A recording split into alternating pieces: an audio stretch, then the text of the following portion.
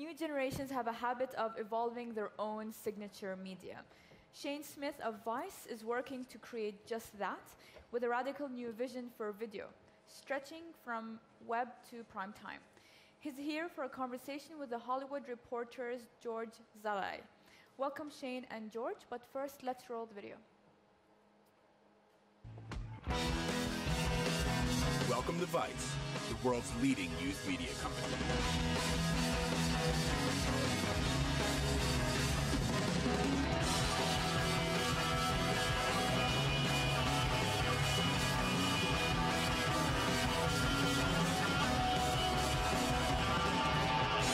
With print, online, music, events, television, and feature film divisions operating in over 30 countries, Vice is the voice of global youth culture. Why is it that the best stories always take so long to get to? Because all of the easy-to-get-to ones have been done by programs better than yours.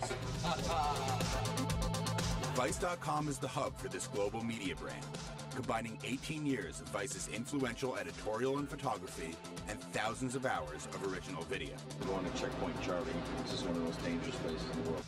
I know we're being followed by the police right now. Let's go, let's go, let's go, let's go, let's go, let's go. With global in-house production capabilities, over 3,000 contributors, and dozens of series franchises, Vice has set the standard for online video. There's simply no company that creates more original premium video for the web. And the Vice network is expanding exponentially, launching a suite of video-driven online channels in partnership with the world's leading brands. With the Creators Project, Vice has built an unprecedented worldwide arts and culture channel, exploring the intersection of art and technology. People that come to the Creators Project are ready to become really open-minded, and they look at just this moment of discovery and their minds opening up is really satisfying. Motherboard is a celebration of the culture of technology and the characters and the stories that drive science and creativity forward. Our aspiration is to help humanity build its own actual network, not a virtual network, but an actual network. Noisy is a new editorial brand, capturing the energy and passion of music around the world. I'm more excited than I've ever been. With time on site averaging over 17 minutes and growth of over 200% in 2012, the Vice network deeply engages influential millennials like no one else. Further expanding this engagement is AdVice, Vice's activation division. AdVice delivers premium content and high-impact campaigns through a curated partner network at scale. With Vice, AdVice, and a multitude of new channels launching across vertical categories, Vice is the way to reach and engage with influencers, authentically and globally. Welcome to Vice, the world's leading youth media company. Welcome back, everybody. Shane, thanks so much for being here and for dressing up for me. Thanks for having me. This gentleman is traveling the globe, so we're actually lucky that he's here for a few hours to talk to us. We showed the video because we wanted to show to those people who are not that familiar with all the things that Vice is doing, how much they are in every different part of the media industry these days, books, video, music, etc. And since this session is entitled Brave New Television, I thought I'll start with a slightly controversial question, Shane. What's wrong with traditional television? And talk a little bit, explain to people here what you're trying to do differently to connect with audiences in this day and age. Well, I think we started with magazines because magazines were so terrible. I was going to say shitty, but not to swear. So magazines were terrible, so we started a magazine. And that magazine now is at 1.5 million copies in 34 countries. And when we started TV over IP, actually Tom Preston was speaking next, was a visionary in the field and gave us money to launch it. We were saying, television is bad, and in fact it's only gotten worse. I just did a presentation yesterday, actually, about that, where we were going around the world. We were shooting all around the world for our television shows, or for Vice.com, or for Google. And young people are angry. You know, it's no surprise, it's no secret. Young people are very angry. So we, you know, in Europe, in South Africa, in South America, you know, the Occupy movement, young people are just disenfranchised and angry. And meanwhile, if you look at what's #1 on TV, you know, in America it's The Voice, in Australia it's The Voice, in Britain it's X Factor. It's just all these derivative sort of head in the sand shows, and you know, young people are getting angrier and angrier and sort of more disenfranchised by mainstream media, and yet we're just making more and more vapid and vacuous television. And the worst thing about that is online, which I believe is better than television as a medium because it has social. You know, you can share, you can do this, you can send it with your friends, you can do all these things, you know who's watching what, where, and how much money they make, etc. So advertising is much better. But online has been derivative. So TV is derivative of itself, and online has been derivative of TV. So what we're trying to do is challenge ourselves to be better, challenge media to be better, challenge online media to be better, and start something that's different. Because what's happening now is you have youth moving this way, media moving that way. And somebody has to be the voice of that generation. Somebody has to be the voice of that anger. Now, how do you go about producing content that appeals and connects with those audiences? How does it look differently, visually, aesthetically? You know, I heard you were speaking recently and used the word entertainmentizing content. Talk a little bit about what that means and how you put it in effect. And do you think that's a strategy that might also work here, given that the Arab Spring has been talked about so much? Is that something that in the Gulf region might work as well? Yeah, so how we never had a business plan.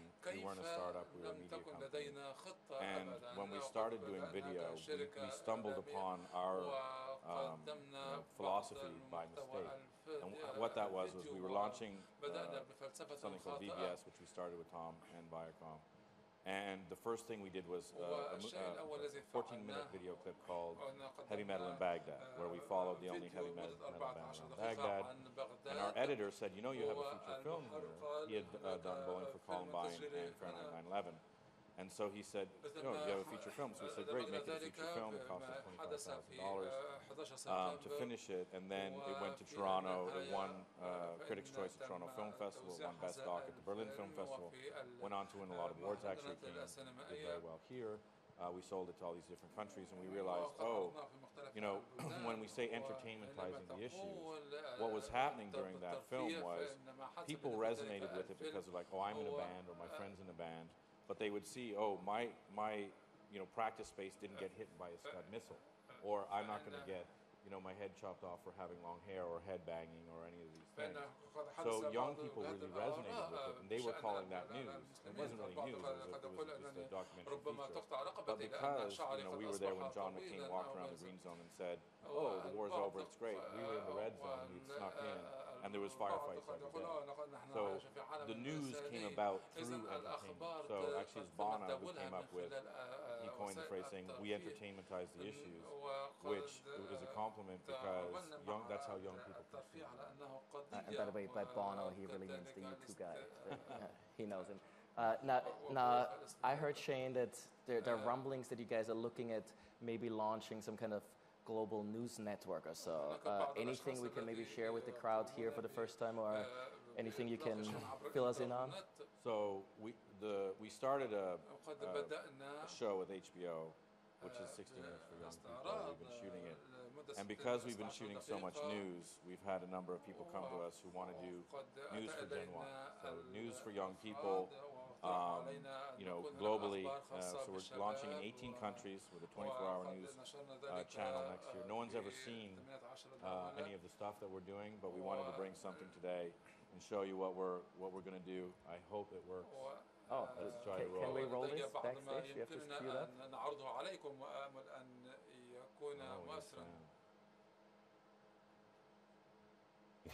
Non-God-fearing host. Somewhere out there, the devil is dancing tonight. But, Stu. Oh my God. It does. What matters, if you're misquoting the LA. News is fucked. Over the last decade, mainstream media has devolved from legitimate discourse into schoolyard bullying and partisan shouting matches. Our fourth estate has failed at its most important job, keeping the public informed and holding powerful figures in check. Network and cable news shows cater to an increasingly old demographic. Young people have become completely disenchanted with the mainstream media. Fortunately for them, the internet has changed everything. As the Arab Spring, Occupy movement, and WikiLeaks have demonstrated, the internet is not just capable of reporting the news, it's shaping the events that make the news and fueling full-on revolutions.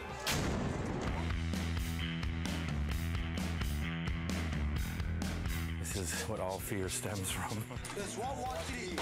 Vice is at the forefront of this changing of the guard, which goes to show just how screwed up the situation was to begin with. Just catch that teenager with the handgun? Because when Vice first started, all we cared about was sex, drugs, and rock and roll. But as we expanded and traveled the world, we became interested in news, politics, and the environment. In fact, we were opening new foreign bureaus as fast as most traditional news outlets were closing theirs. Now, we have over 3,000 correspondents on the ground around the world submitting content hourly. When it comes to protecting our family, we have to die doing it. We're going to.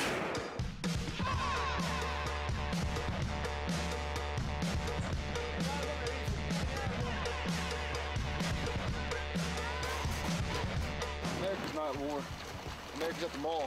People in the military at war. Vice has reported from the middle of the most important events and conflicts happening across the globe. We're going to go to Chugat in secret with the political party called PAC. Their slogan is Death to America, Death to Israel. We went to Liberia to meet reformed cannibal soldiers. It was human flesh. Okay. We're talking about eating human flesh in a graveyard. It's a bit weird. We hung out with murderous Russian mobsters turned television moguls. We even went to the Pakistani arms markets where the Taliban buys their guns. It's time to go gun shopping. Vice is a real, trustworthy news voice. We are non-political, non-partisan, and fully immersive. This is the shop for heroin. Am I fitting in? We embed ourselves in the narrative to tell the most honest story we can. One that's sincere, character-driven, real, and raw. Right there is what I have to take on a daily basis to stay alive. They're killing people. Our reporters are regular people, young faces who viewers relate to and trust, not inflated media personalities telling stories from a soapbox or behind a desk. Yes! And it's working. We consistently come back with a completely different story than the one told by the mainstream media. Yesterday I was interviewing suicide bombers and they were kids. Vice is the world's new global news source.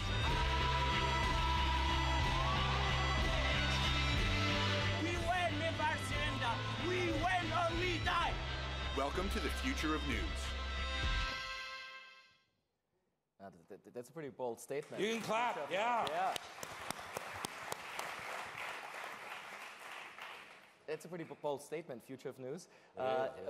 If there's somebody out there who wants to work for something like this, what kind of background do they need to bring? I assume my Columbia Journalism School background doesn't really, cut it.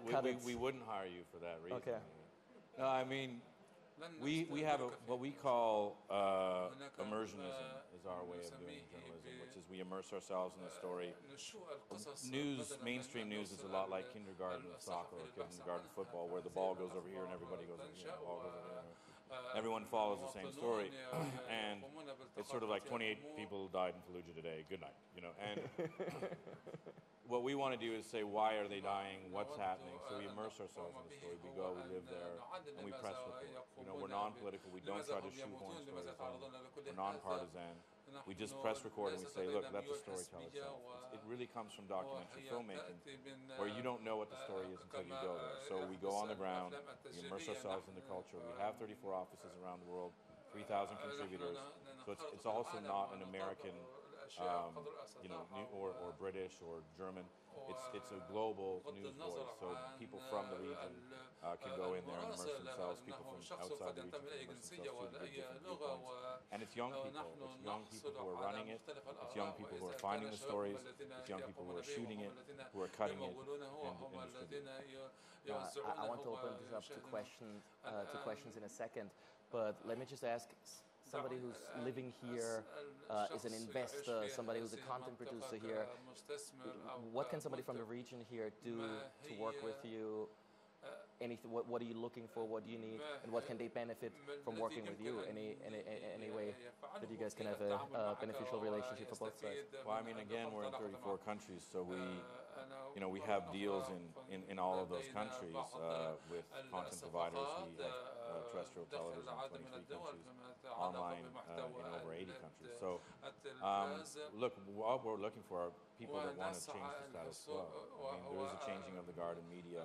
There's a changing of the guard. I mean, it's been in a lot of the conversations here at the summit. But, Gen Y, there's a big question mark around Gen Y.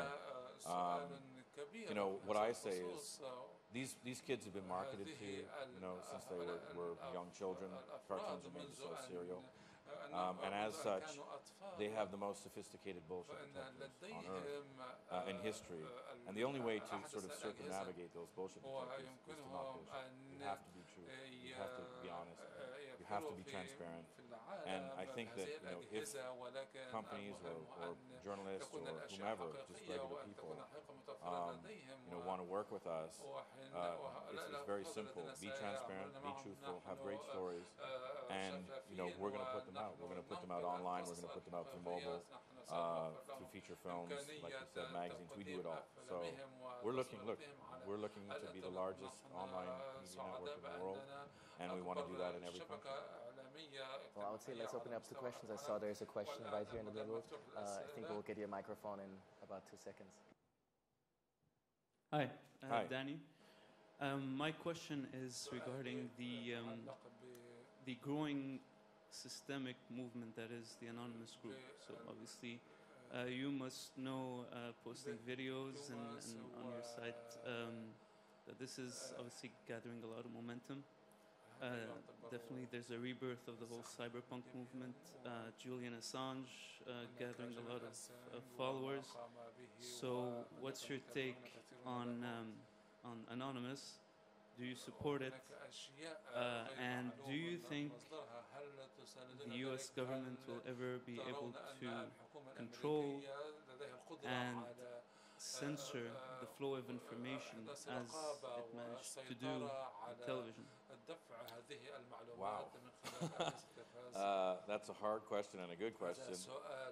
I think that one of the things that we came up in is we didn't realize the level of propaganda that America, the land of the free, actually produces.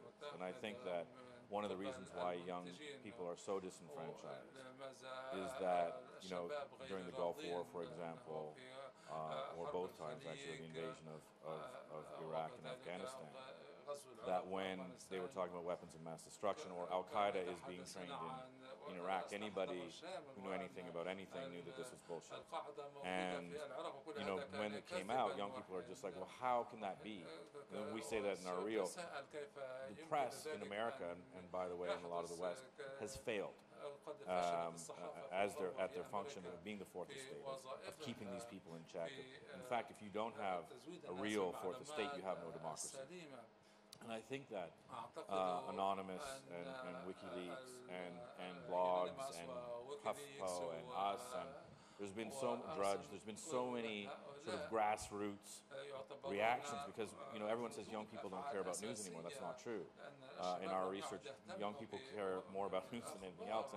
And our channel on YouTube has some of the highest time on site on all of YouTube, the highest likes versus dislikes ratio. It's all the news stuff that does really well for us. But they're disenfranchised by mainstream media. Propaganda is a huge issue. It's a huge issue that people talk about in America all the time, the liberal media, what liberal media? There's 4 companies that own all media. They're all afraid of losing Budweiser or Ford as their sponsor. Those people are liberal? Are you crazy? So what's happened is partisan media. So you have Fox, which is sort of to the right of Hitler. And then you have everybody else, trying to be the anti-Fox because Fox is leading in ratings. So they're, MSNBC and everybody trying to be the anti-Fox, except for poor CNN, who's trying to be middle of the road and, of course, losing the battle famously. So for us, do I support Anonymous? I'm afraid to say no. I support WikiLeaks. I support Anon. I support the truth, and it's a shame that mainstream media has gotten so far from the truth, from investigative journalism. What happened, to the Washington Post bringing down a president? What happened to that type press? It doesn't exist anymore. And what we're trying to do is fuel that revolution. And we say it in our reel. If Vice is the news, then we're really in trouble. Because we came up as a style mag. All we cared about was supermodels and denim. So if we're going around the world saying, holy shit, this is F-U-C-K, I don't know. Yeah. If I spell it out, I don't know if that helps. Makes it much better. This is really bad, then the world's gone sideways. Because if I'm a guy who's going to be the savior of news, then we're really in trouble. But, we are in trouble. And we are that far gone. And when we started opening bureaus around the world, we used to say, where are all the adults? We were commenting on a 2-week traffic jam in China. Not a 2-day traffic jam, a 2-week traffic jam. And still we have to sell 3%, 4% more cars every year. And you sit there and say, okay, where are all the adults? Who's making these decisions? And I think it's the same thing in media. Media is not doing its job, and it's just becoming, talk radio. It's op-ed. It's op-ed. It's not the news. So we're going to change that. We have more questions. I see one right there in the back. By the way, Bill Gates was asked the other day if he would run for U.S. president. Any interest? Oh, no. Okay. Just making sure, because that speech was pretty impressive.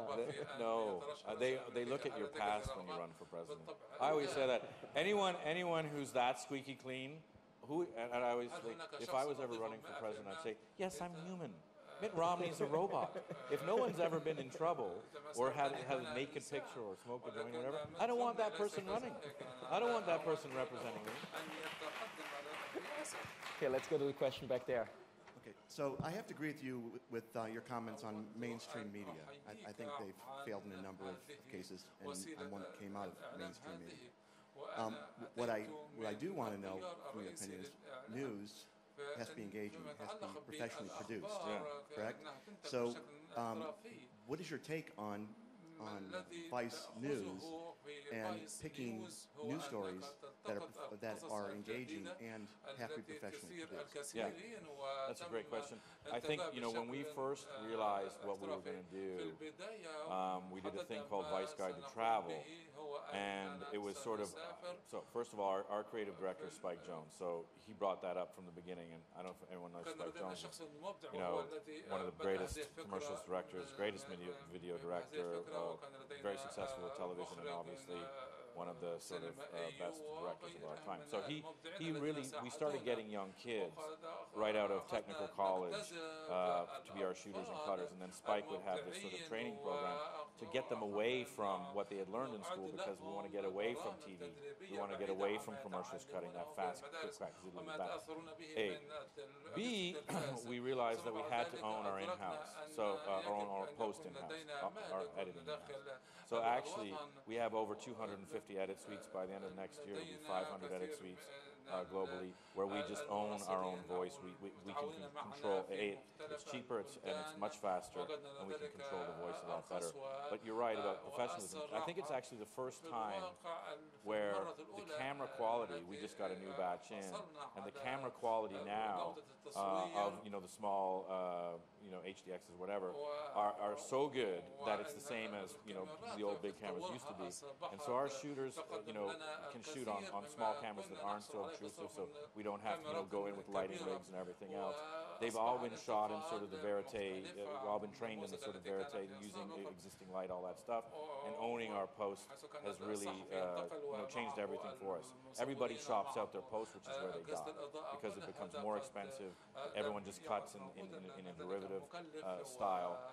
So that's how we do it. Stories is no problem. We have 3,000 contributors giving us about 10 stories a day. So we have 30,000 stories a day coming in. It's just what we can get to. And what we're doing is just hiring more and more shooters, more and more cutters, and everything we shoot has to be TV. In fact, because Heavy Metal in Baghdad was our lesson, it used to be online content was crap, TV was middle of the road, and then, film was the holy grail. Well, we've done so many of our documentaries now that we export into film that go all around the world to be feature-length films. We just won an award at the Toronto Film Festival for our documentary on Snoop Dogg changing into Snoop Lion. And that's how we shoot. Everything has to be film quality. Everything has to be able to translate into a full documentary that we can release theatrically. So it's a great question, because I think a lot of the problems with Gen Y or user-generated or whatever it used to be called, was the quality. The quality couldn't translate. And what we have to do is we have to have great shooters that we take right out of tech schools. We have to have great cutters, and we have to have great stories. We'll take a question over here, gentleman in the second row. And I think then we'll unfortunately have to wrap it up. Shane, I'm an investor in online and digital media. Is Vice profitable? Yes. Everyone always asks us how much. We've been doubling, but I'll tell you what, we've been doubling our EBITDA year on year. So we started in a recession. I love recessions because recessions are a de-stratification of power. And only in the de-stratification of power can a challenger brand like myself come in and take market share, which we've been doing. We've been in a sort of roller coaster economically since Vice started, and that's why we've come in. But when we first started the magazine, we had a rule. For every page of content, we had to have a page of ads. And we were profitable from day one. Every one of our media channels has to be profitable. We have no loss leaders. We have no debt. We have a big war chest. In fact, we've been throwing off so much cash that next year, which I think everyone agrees is going to be a hard year for advertising, a hard year for media, we actually are going in with a war chest with the eye of acquiring venerable media titles that we can redo into online channels. Through AdVice, we've seen which sites are very super social sites that have the early adopters. We're going to be acquiring a lot of sites. But our profit, we have everyone trying to buy us, all the majors as well as most of private equity, because our balance sheet is so strong. In fact, they're shocked when they come in to see how much money we're making. And how we do that is that we generally, while we produce everything, brands underwrite it before we even produce it. So we go back to the 50s sort of method of TV where Only the Shadow Knows is sponsored by Calgon. And so it's content that you do anyway. It's not branded content. It's content that's sponsored by brands. So generally, by the time it comes out, it's already been sponsored by a brand. Then we license to television, we license to mobile, we license to online, all over the world. And we can do other things. For example, we make records, we make books. So when content comes in, we can go into everything, and all of that is great. So, for example, when we license to TV, we have 4 of the top TV shows from males 18 to 34 in Germany. All of that's great. It's an ad for the brand, and it's pure margin. So we're actually incredibly profitable, and hopefully that'll keep going. Well, Shane, I would say unfortunately we have to wrap it up, but maybe we can continue the discussion sometime in the future. And thanks so much for joining us here in the afternoon. Thank you. I'll be at the bar.